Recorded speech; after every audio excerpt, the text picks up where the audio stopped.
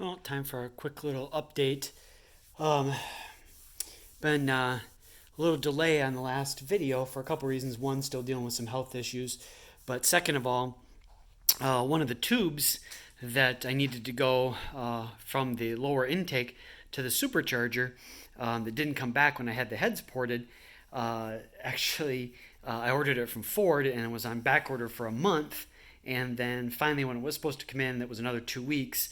So I finally just said, I told them to cancel the order, and I was able to get a piece from O'Reilly's that fit. So that's also kind of one of the reasons why hadn't been doing much, because I've been waiting for that stupid one little hose on back order from Ford for a month. But I did finally get the supercharger on.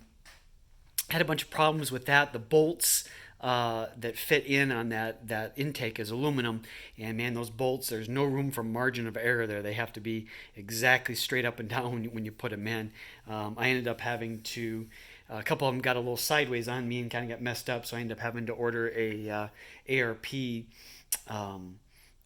part thread chaser, part kind of tapping piece to fix them.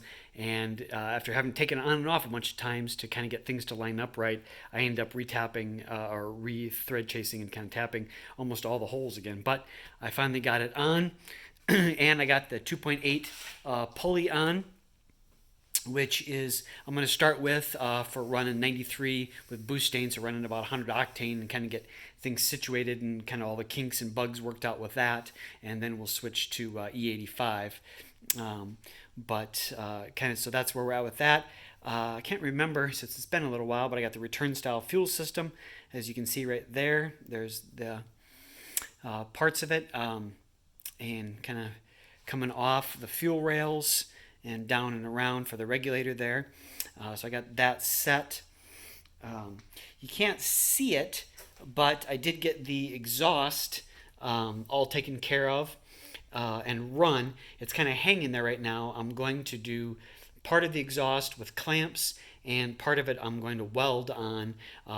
So the parts that I need to take off, if I need to take it off, we'll clamp on, and the parts that I can probably keep together, I'm going to weld on. I also did get my tires in. I got the rims in and my tires in, and I got them mounted. And so they are on.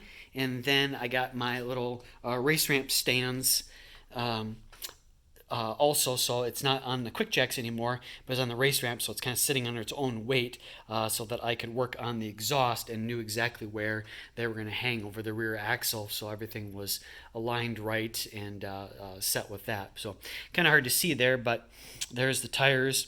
I knew I was going to have to have the rear extended here, because the tires stick out about 3 fingers there, about 1.5 inches, 2 inches.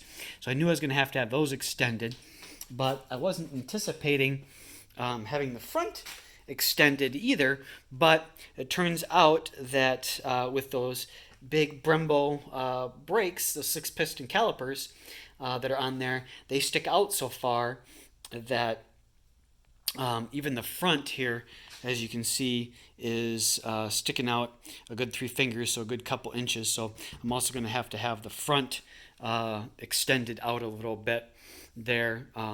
So it'll end up being kind of a little bit of a wide body kit will end up going on. So that is kind of where we're at for the moment. Like I said, I can't really show the exhaust very well, because obviously underneath I can't really get under it very well without a full lift to be able to show you that. But that's kind of where we're at, but making finally some progress forward. Like I said, the exhaust is on. Just need to weld it up and clamp up the parts I'm going to clamp, weld up the rest of it. Now that the supercharger's on, I can work on getting the radiator back in and some of the hoses hooked up and all that kind of stuff. So that's kind of where we're at. So just kind of a quick little update with the situation. So that's where we're at. Thanks for watching. Bye.